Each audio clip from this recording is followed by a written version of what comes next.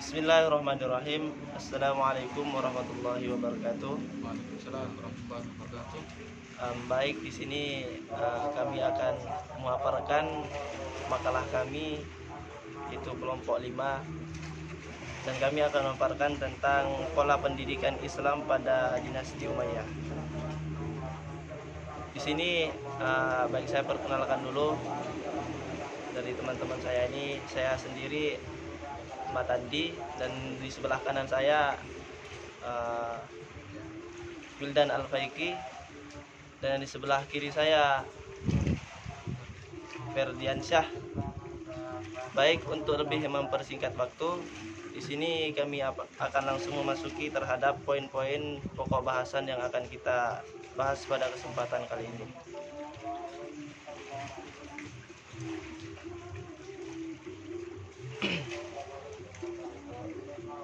Baik, pola pendidikan Islam pada dinasti Umayyah ini ada beberapa poin yang melatar belakanginya. Yang pertama yaitu pembahasan. Di sini pembahasan kami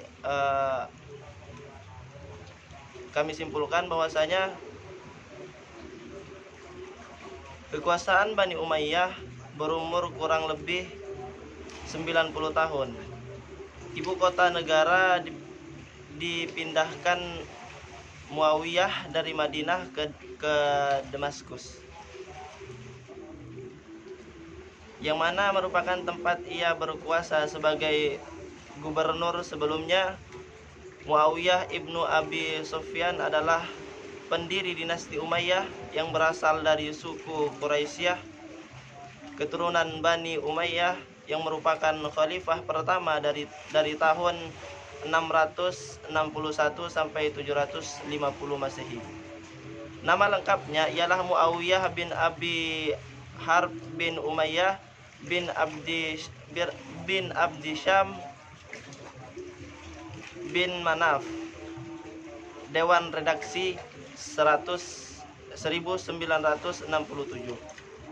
Nah, jadi di sini pasca kepemimpinan Bani Umayyah di sini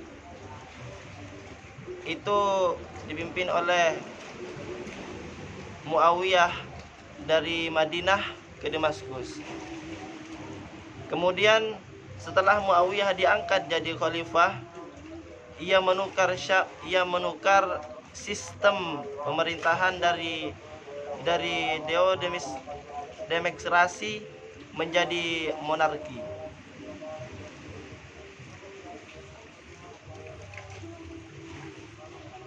Yaitu sekaligus memindahkan ibu kota negara dari kota Madinah ke kota Damaskus.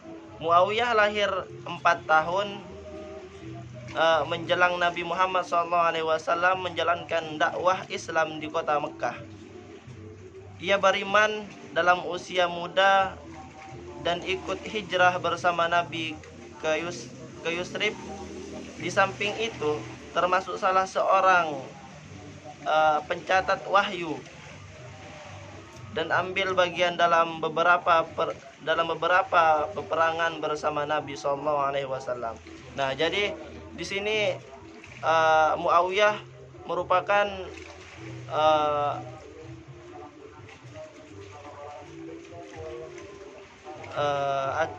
Muawiyah itu lahir pada 4 tahun setelah diangkatnya Rasulullah menjadi nabi.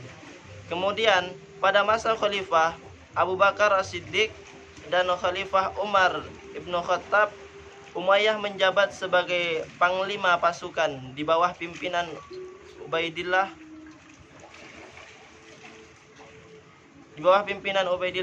Jarrah untuk wilayah Palestina, Suriah dan Mesir. Pada masa Khalifah Utsman Ibnu Affan,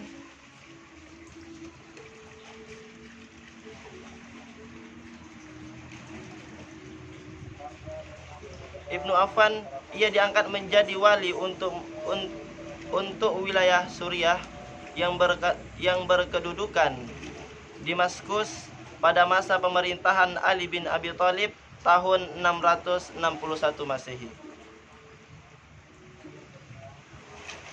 diwarnai dengan keris dan pertentangan yang sangat tajam di wilayah Islam, di mana ditandai dengan perang Siffin yang pada akhirnya Ali bin Abi Thalib mati terbunuh sewaktu sholat subuh di Masjid Nabawi Madinah.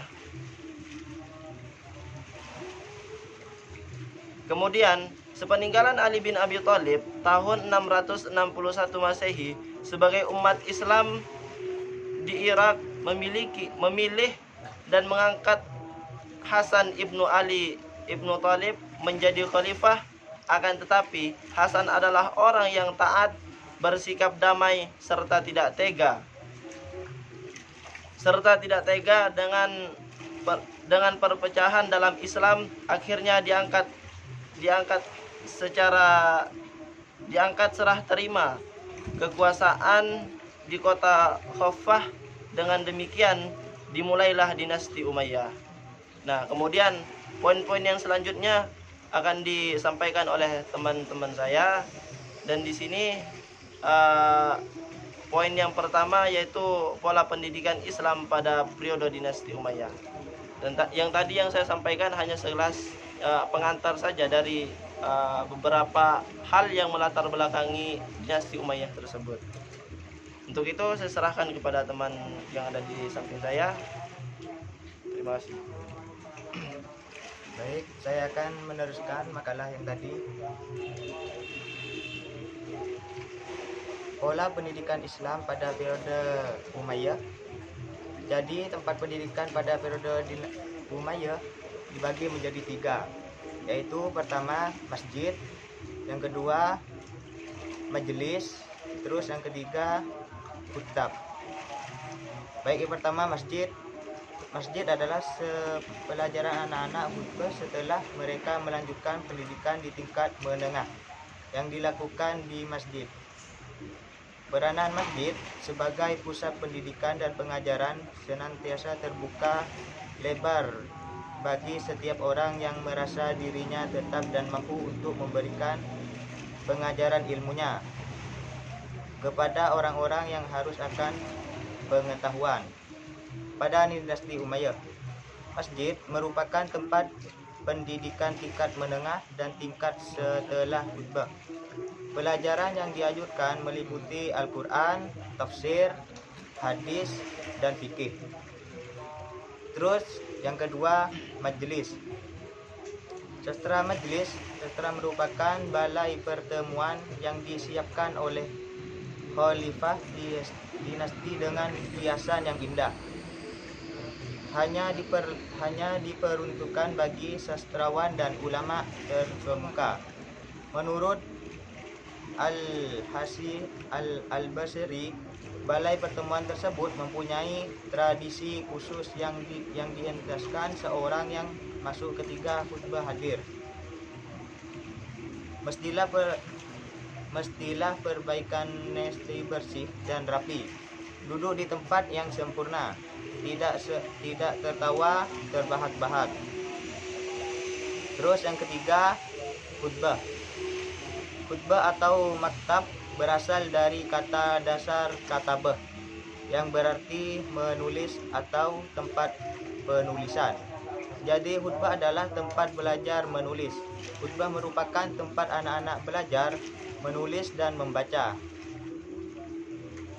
Adapun cara yang dilakukan oleh pendidikan di samping Al-Quran, mereka juga belajar menulis dan tata bahasa serta tulisan.